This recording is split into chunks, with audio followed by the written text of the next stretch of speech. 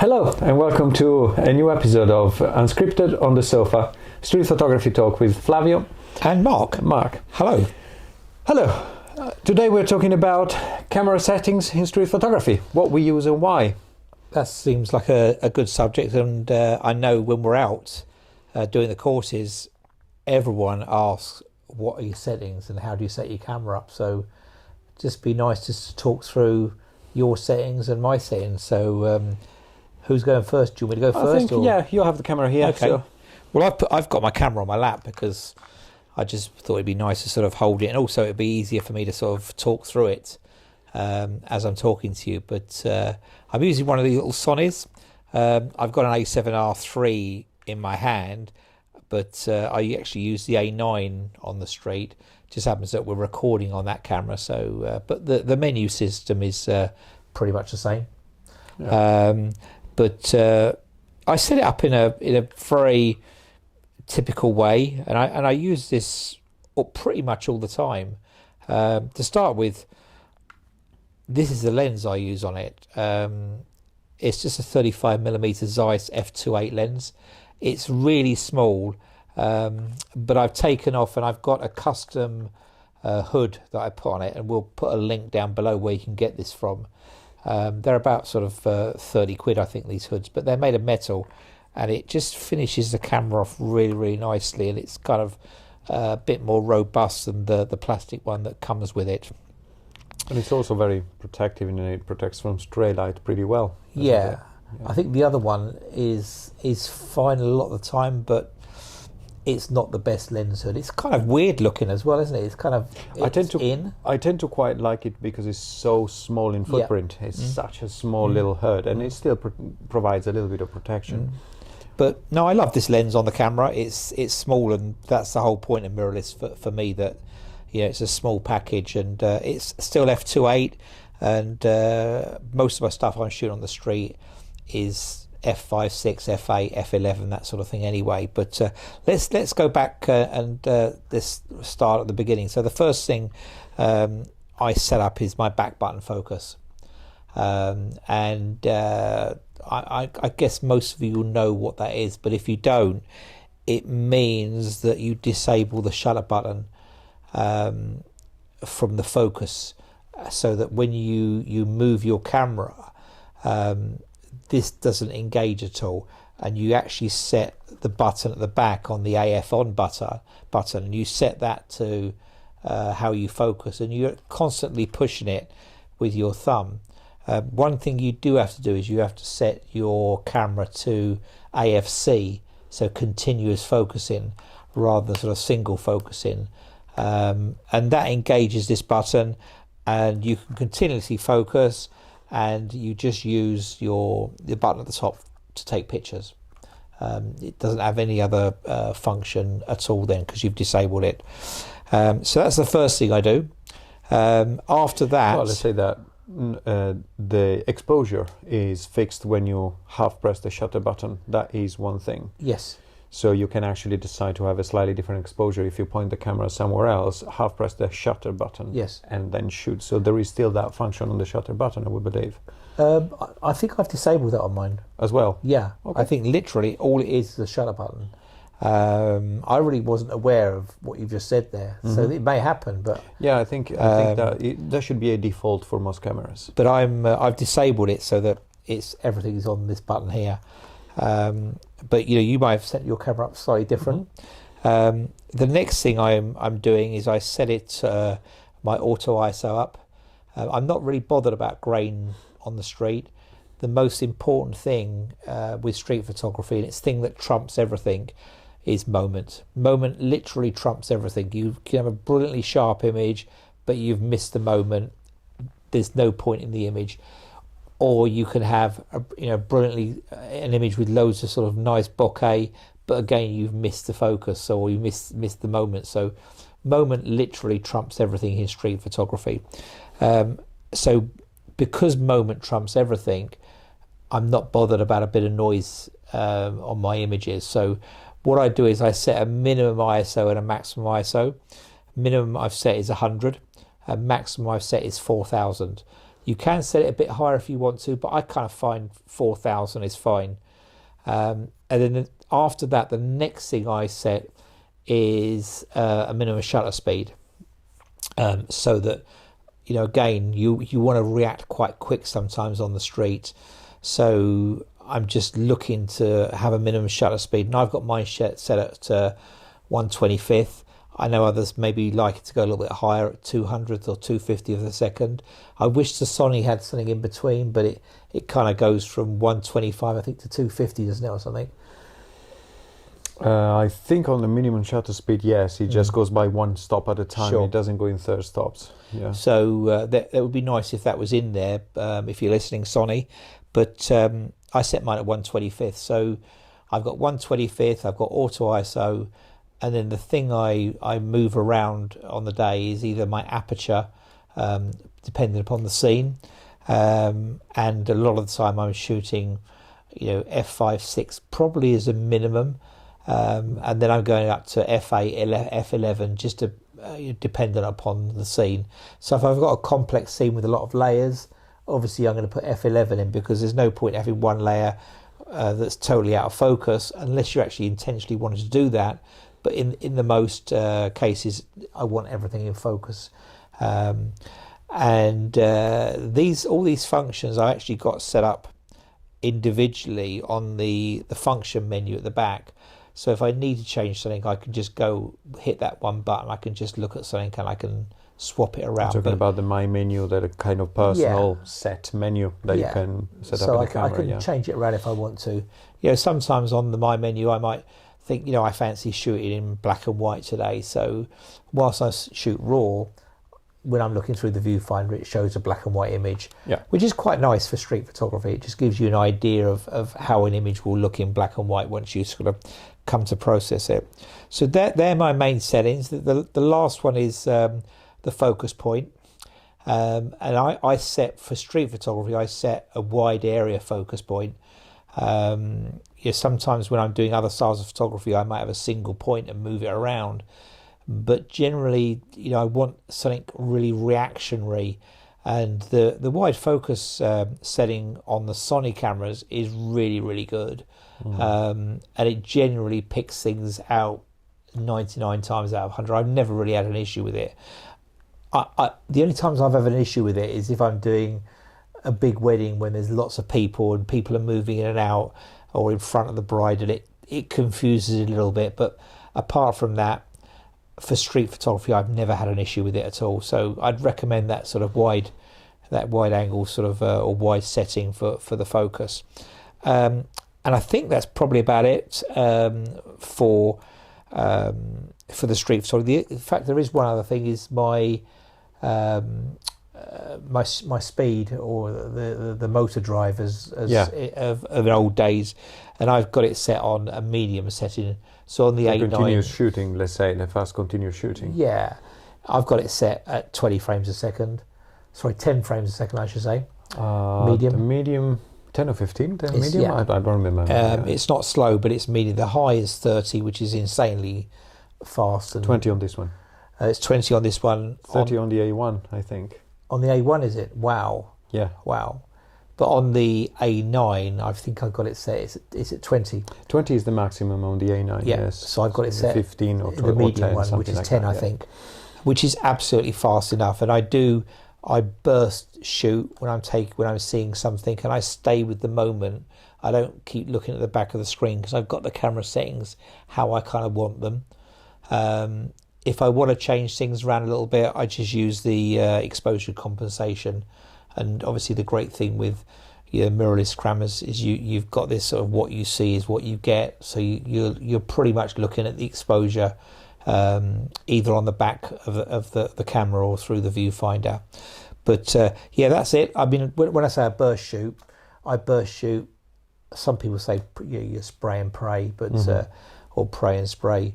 But spray and pray. But I don't really think it is that. I think I'm working a scene. I'm not just going around hitting the button for the sake of it. You're still trying to look at the timing to be right. You're still getting the decisive moment is something you are looking for, and you're trying to get, but having a good spray of of shots gives you a chance to get that movement exactly right. That just tenth of a second might change. So it's just giving yourself a little bit more chances to get the best shot. I totally, yeah. Particularly if someone's walking and they could be walking through a scene and that 10 frames a second, the hill could just be lifted off the ground or on the ground, and it's very hard to sort of get that decisive moment with one shot. And why not take 10 shots of it? Because my view of being a professional is not about just having the best gear. Being professional is about covering your backside and making sure that you come back with the result and you cover every aspect that you can. You just have to when deliver. Being a professional, yeah. So you're you right. can't just get an excuse. I didn't push it at the right time. Absolutely, got to deliver. Yeah. And doing that, so you use the tools that you've got, and if it lets you shoot at 20 frames a second, go for it. But that thing, shoot hard. Don't just mash it and wait there until something happens. That's not the case. But shoot hard. That old maxim: shoot hard, edit hard as well. Yeah. Still get it down to like one image. Yeah. Because if you look at those, if you look at any newspaper, and if there's a big thing happened, like an explosion gone off, or a tragedy happened, or even something that's great that's happened, there's only one image on the front cover. But there will be plenty shot on the card. Yeah. That's why pitch editors get paid a lot of money, because they're looking for that one image and they're honing it straight away. That's the killer image. Just get rid of the rest. Absolutely. So yeah, that's kind of what I do. How does yours differ? Let's say I now shoot with an A9 like you do. Okay. That's a bit of your fault because I decided to go for that after you saw the light. I sold my Leica M. I know. With a big heart pain. I know you still. I mean, you can talk about the Leica if you want to. Well, that will be part of the reason why I chose some settings. So Go for it. The Leica that I was shooting before is a camera that has none of these advanced options. It shoots 2.5 frames a second when it goes fast. I think it's faster to shoot just repeatedly with my finger. And the camera has manual focus, so it doesn't have any follow focus, any settings for that. And one of the things I absolutely adored about that camera is that there was not much of a menu to talk about, not many settings to set. It was just getting the exposure right and shooting it. I know with these cameras, it's so complex. It's like a computer, really, isn't it? Yeah, there's so much going on in those cameras. I hanker up. I mean, I have shot Leica, in the past, and I still think about it. And recently I've started going and shooting a bit of film on, a Rolleiflex. There's no soul to these things. They are machines. They're tools, and they get the result done. They get the job done. The big thing about the Leica is the enjoyment in the process, in shooting this item, in just mastering something that is harder to shoot. It gives you less opportunities to get the shot. Totally agree with you. But it's just the satisfaction of using the item. I think you've got to be a photographer who loves photography to shoot a Leica. Absolutely, yes. Because if you're out with your family and you said to someone else, take a picture of me, that would be fun. They just wouldn't be able to do it. No. Whereas if you gave them, a Sony or another camera like this, you put it on automatic and they can do whatever they're going to get some sort of result. Yeah. So let's say that I'm different than you. You tend to shoot 35 millimeters. I tend to shoot 50 millimeters. 50 millimeters is my favorite focal length by far, and that is in full frame terms, of course. And that requires actually some settings that might be different to a 35 millimeters because of optical considerations. So the depth of field is going to be a bit different. The amount of stuff in the frame is going to be a bit different. The distance from the shot can be different.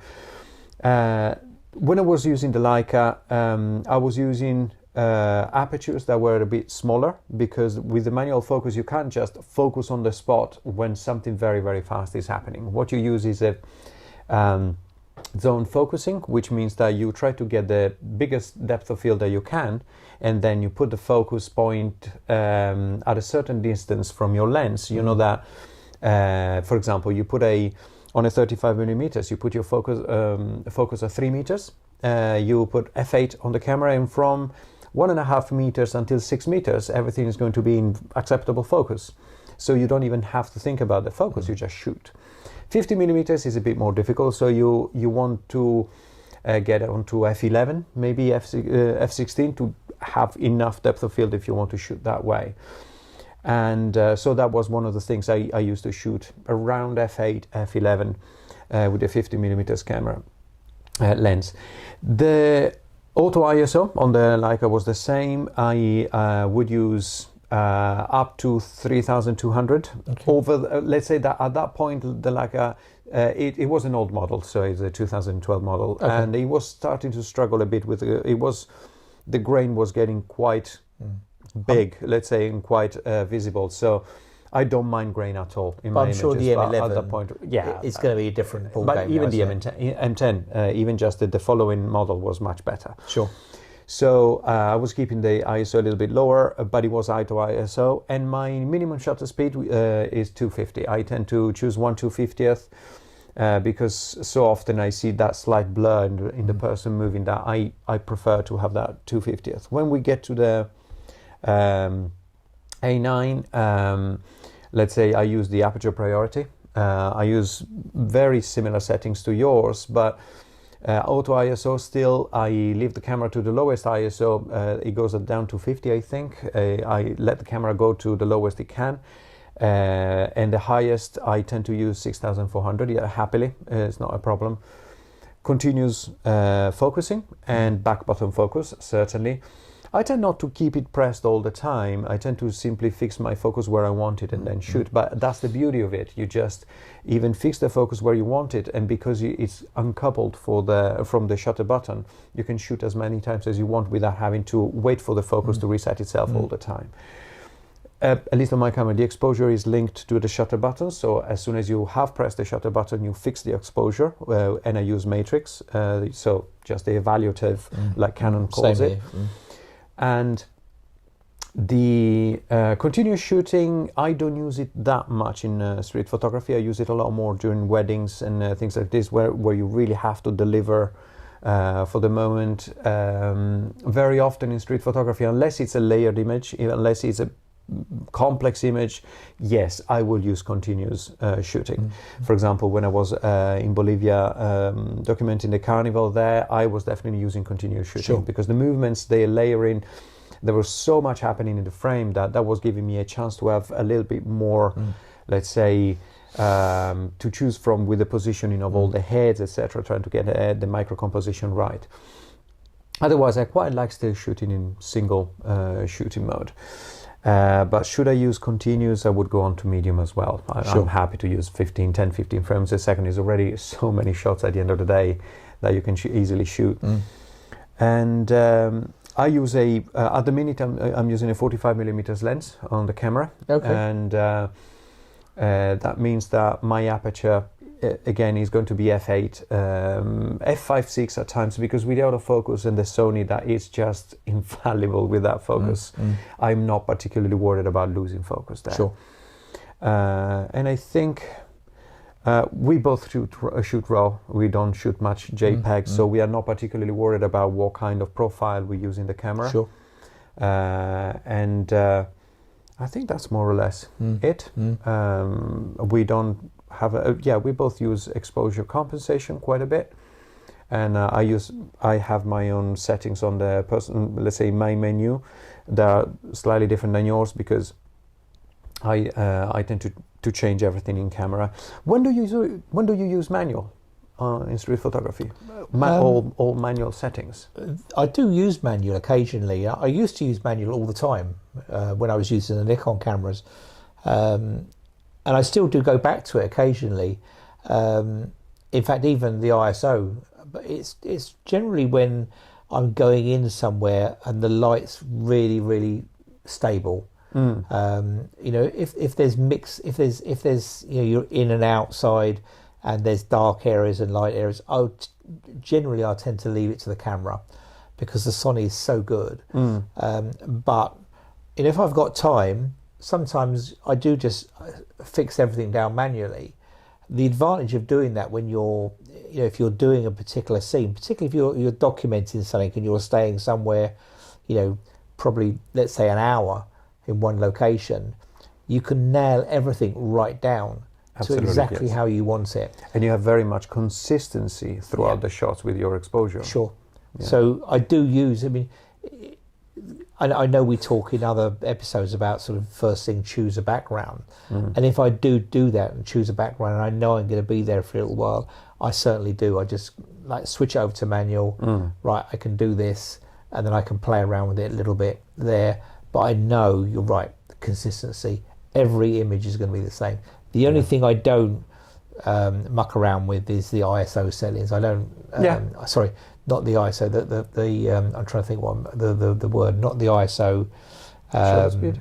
No, the color balance. Okay. Yep. The white balance. Yeah. What the white balance? That's the word I was looking for. I know some photographers, take a white balance, and I just think, you know what, the camera's pretty good at that. Yeah. I leave it on auto. I'm the same. And if there is quite, let's say, a big problem in post-processing, it's so easy to actually get the white balance right. And then you can get the consistency throughout the images if you batch change the white balance. I remember when using the Leica, of course, manual settings are so easy because you have all the settings just under your eyes. The shutter speed is just a dial with the shutter speeds on it. The aperture is the same. So I used to use manual quite a bit, but I stopped simply because when you are shooting, for example, in London, a sunny day, you go from the sun to the shadow of a building or even just under the portico or something.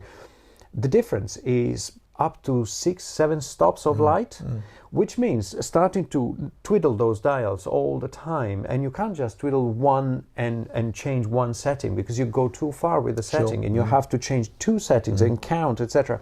And you just lose time, just waste time. It wastes time when those moments are happening. Absolutely, and that is the reason why I stopped shooting manual and I started getting back to aperture priority, and I think it really works well. No, I mean, it's rare I shoot manual, but I do it, and I feel comfortable with it. I think one of the things is that if you do start out and you do go manual, you certainly understand it.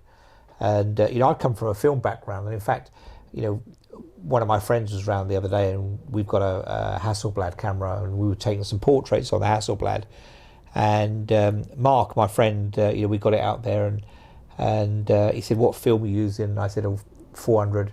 He says, "I reckon that's 125th at f4." Yeah, because we've come from that background where we adjusted everything manually. I knew the minute I walked into a church with a window at the back, it was a 15th f4. Yeah, at 400 ISO. I knew that. It might be half a stop out, but that's something, to be honest. I let's say, entered photography in the digital age. Okay. So I haven't shot film in my past, etc. But certainly, especially having the Leica, I had a Leica for something more than 4 years. And one thing I started doing as a training for my eyes was to actually enter a scene and guess the exposure before putting it on the camera. Putting the exposure on the camera and try a shot and see if I was right. And that is a very good way to start learning where you need to go with the manual, just having an idea of what the exposure might be. And it seems to be very hard, but it's doable. It certainly is. I just think because I've been around a bit longer, you had to do it that way. Yeah, the old beard's going grey.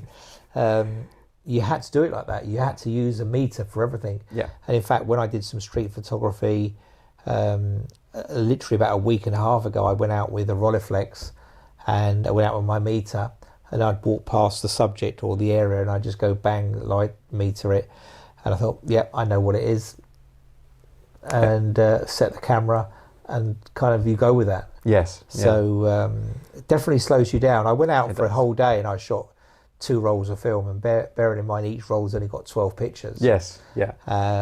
So you think sometimes you could shoot that in a burst on the Sony.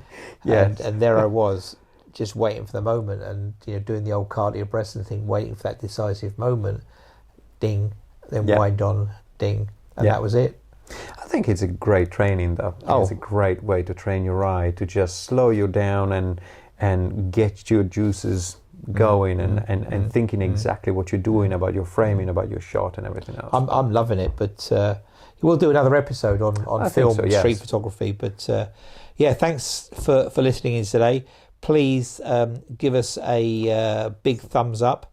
Click that thing down below. And subscribe. I hope you're enjoying the series so far. We're going to do loads more. We've got some great ideas coming up. But if there's anything you'd like us to talk about, just drop a little note in the comments. We do read them all. We come back to you. But it's goodbye from Mark and goodbye. And Flavio. Goodbye. Goodbye.